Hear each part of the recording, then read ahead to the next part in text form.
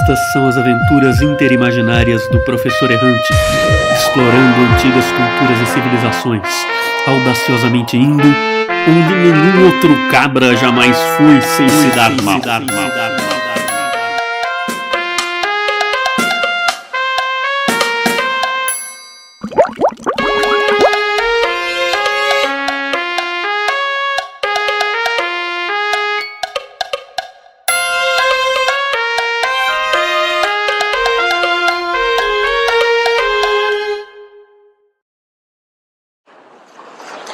Oi!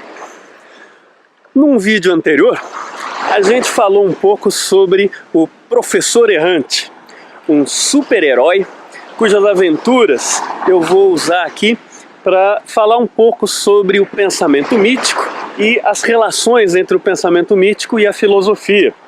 A palavra mito costuma ser usada aqui no português do Brasil em três sentidos diferentes. Ela é usada, primeiro, para valorizar alguma coisa ou alguém, não é? Olha, aquilo é um mito, né? Aquela pessoa é um mito ou qualquer coisa assim. Segundo, é usada num sentido crítico, não é? Como quando a gente diz isso aí não é real, é apenas um mito, é puro mito, é mero mito, não é? E aí nesse sentido a palavra mito passa a ser sinônimo de falsidade, mentira, enganação. E a gente tem um terceiro sentido, um fenômeno cultural complexíssimo e de uma profundidade imensa, que é estudado por antropólogos, por sociólogos, por psicólogos, por filósofos, por historiadores, por teólogos, por estudiosos de arte e de linguagem e por diversos outros estudiosos. Esse fenômeno cultural tem uma densidade e uma profundidade e uma complexidade incomparáveis em relação à superficialidade, à banalidade do sentido que se dá a essa palavra nesses outros dois usos dela. Na verdade, esses outros dois usos da palavra mito não passam de uma simplificação grosseira e bastante reducionista desse fenômeno complexo do qual nós estamos falando. O pensamento mítico é uma forma de expressão de uma coletividade. Opa, deixa eu me sentar aqui. É um pensamento que se utiliza de símbolos, imagens, metáforas, principalmente narrativas, para exprimir com tudo isso valores, sentimentos, crenças, pensamentos, costumes, etc.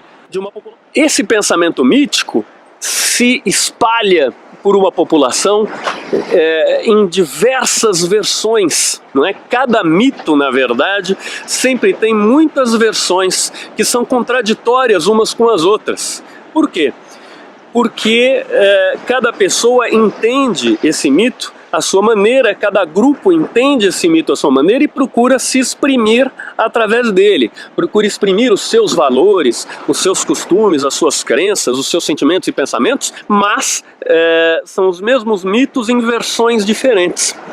E cada mito permite, aceita diversos outros modos de se enxergar esse mito. Cada mito tem inúmeras leituras, inúmeras interpretações possíveis, na verdade. Essas interpretações são contraditórias umas com as outras e não há problema nenhum nisso. O pensamento mítico é marcado justamente por essas contradições entre diversas versões de um mesmo mito. Né? Isso faz parte do pensamento mítico e quando o pensamento mítico começa a perder isso, quando o pensamento mítico começa a se transformar numa valorização exclusiva de certos sentimentos ou pensamentos ou valores ou costumes, não é? Ou até interesses, não é? Excluindo, portanto, outros como se devessem ser rejeitados, o que nós passamos a ter já não é mais pensamento mítico. O que nós passamos a ter é uma coisa chamada marketing e, em muitos casos, manipulação pura e simples. O pensamento mítico, infelizmente, é vulnerável a isso. Quando nós usamos mito como valioso, valoroso, isso é um mito, né? Isso tem muito valor. Veja só, o mito tem esse elemento de valorização, ele engrandece coisas que aparecem ali nas histórias, nas narrativas míticas, etc. Por exemplo, para os gregos, o rio Estige, que era um rio que existia lá, é engrandecido e transformado em uma espécie de rio mágico que atravessa o território dos mortos. Então, esse elemento de valorização, de engrandecimento das coisas, está presente, mas não se pode reduzir o mito a isso e achar que a gente não está cometendo uma deturpação, uma corrupção. A gente está. Isso é corrupção do mito, de algo que é extremamente complexo e rico na sua gênese, na sua origem, na sua versão original. É uma degeneração. A outra maneira de se usar a palavra mito também faz isso, também corrompe, também estraga a versão original do mito, que é o uso de mito como mentira, falsidade, enganação. Vejam só, o mito tem um lado pelo qual ele não é real, porque o mito é uma construção do imaginário, uma construção do imaginário coletivo. São coisas imaginárias, mas são coisas imaginárias utilizadas para exprimir outras coisas que têm um peso de realidade muito grande para uma coletividade. Sentimentos, valores, crenças, pensamentos, costumes, etc. E quando a gente simplifica isso, dizendo apenas que o mito não é real e que, portanto, ele é uma mentira, uma falsidade, nós estamos, mais uma vez, fazendo uma simplificação grosseira da coisa. Embora, nesse caso, a gente, pelo menos, tenha senso crítico, não é? Um senso crítico que não está presente no pensamento mítico de um modo geral. Está presente, por exemplo, em uma outra forma de pensar chamada filosofia, mas é uma outra forma de pensar, não é? De qualquer maneira, com senso crítico ou não, esse uso do mito não examina a coisa suficientemente a fundo, de modo que tem um senso crítico aí limitado. Não é uma crítica feita com a devida profundidade, porque não examina suficientemente o significado do mítico. Não é? O mito não é pura e simples falsidade, pura e simples enganação ou mentira, não é pura e simples ausência de realidade. É um imaginário que exprime algo que tem peso real para toda uma coletividade. Entendendo essas coisas, a gente passa a ter um pouco mais de elemento para entender o nosso personagem, que é o professor errante, né? Esse super-herói. Ele começa a vida, antes de ser super-herói, como psicólogo, como terapeuta. E aí, depois de passar por uma tragédia, por causa dessa tragédia na vida dele, ele acaba se transformando em professor de filosofia. E aí ele precisa estudar filosofia para poder ser um bom professor, e aí ele vai aprendendo e a gente vai aprendendo junto com ele, não é? Mas a tal da tragédia que aconteceu na vida dele continua assombrando. Ele dá aula de filosofia para tentar entender o que aconteceu melhor. E numa certa altura acaba se transformando nesse super-herói, no professor errante. O professor errante é um super-herói superior a todos os outros super-heróis. Sabe por quê? Porque ele sabe que super-heróis não existem. Inclusive ele próprio. Na verdade, ele se transforma em super-herói quando ele descobre que ele próprio não é real. Ele descobre que ele próprio e toda a sua história de vida, toda a sua tragédia, toda a sua realidade não passam de imaginação. Ele descobre que ele é um ser imaginário, que ele é um ser produzido pelo imaginário coletivo, que entrou na cabeça de alguém, que mexeu com a cabeça de alguém e fez alguém criá-lo. Só que ele não sabe exatamente quem.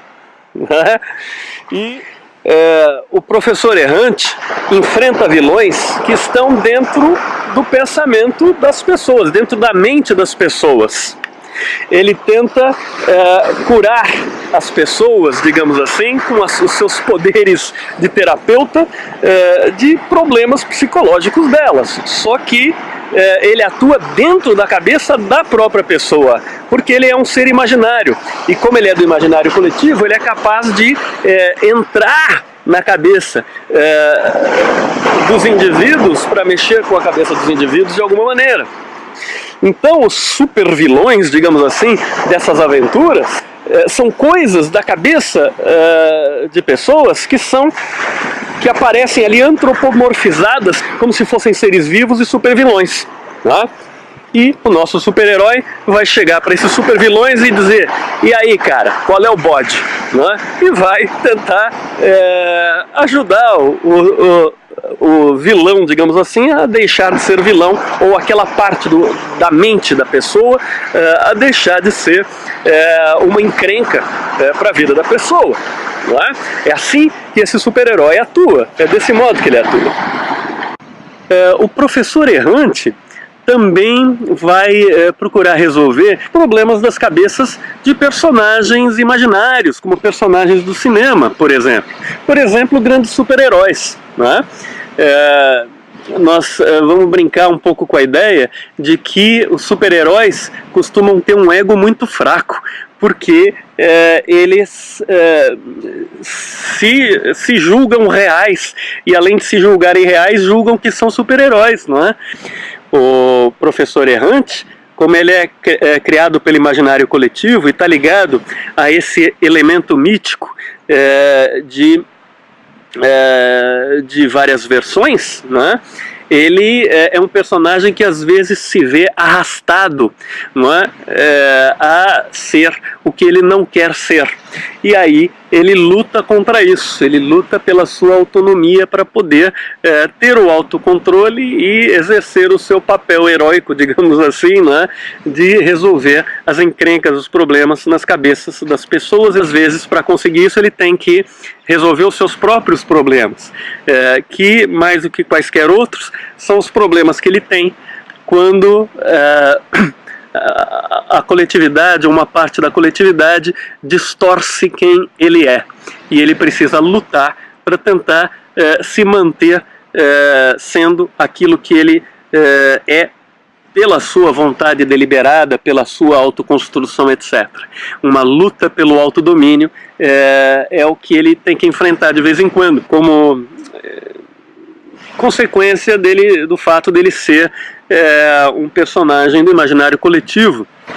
Essa coisa do professor errante lidar com os problemas, as encrencas na cabeça das pessoas, é uma coisa que pode ser engraçada, com a qual a gente pode brincar bastante nos vídeos, porque afinal ele é um super-herói que se transforma em bode, ele é um super bode, não é?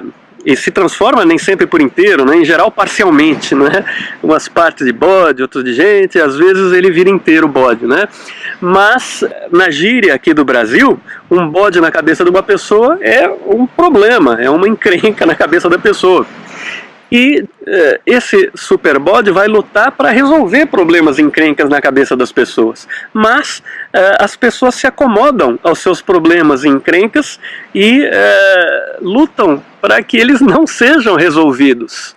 De modo que esse super bode enfrenta essa resistência dentro da cabeça das pessoas para tentar ajudá-las. E é um super bode muito bem-humorado, muito brincalhão e muito tranquilo, muito numa boa, a não ser quando ele tem que enfrentar algumas dificuldades especiais, como por exemplo os seus momentos de perda de controle, né, e outras coisas do gênero. Também temos todas as dificuldades dele para aprender a lidar com os seus poderes, que vão crescendo aos poucos, mas muito aos poucos. E ele não tem um completo controle deles, nem um completo conhecimento deles, e isso por vezes lhe causa uma dor de cabeça muito grande.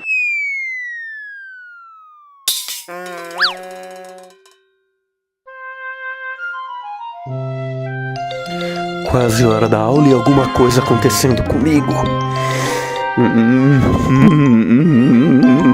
2 pontos de dor de cabeça. Eu sei o que é. Preciso ignorar, me conter. Tarde demais. Tarde demais. Sinto eles furando, escorregando, saindo em espiral pela testa. Os chifres. Os alunos não podem me ver. Vão imaginar besteira. Vão me transformar em besteira. Tenho segundos para me concentrar. Preciso saltar fora dessa dimensão do imaginário. Já. Porcaria! Já estava sumindo. Um deles se assustou. Acha que viu o diabo refletido na janela. Diabo, sempre isso. Que saco! Um bode não tem o direito de ser só um bode. Que saco! Esses caras não têm imaginação. Agora eu tenho imaginação. Agora eu tenho que me livrar desse diabo na cabeça delirante deles. Que saco! Isso! Tô conseguindo! Bem a tempo!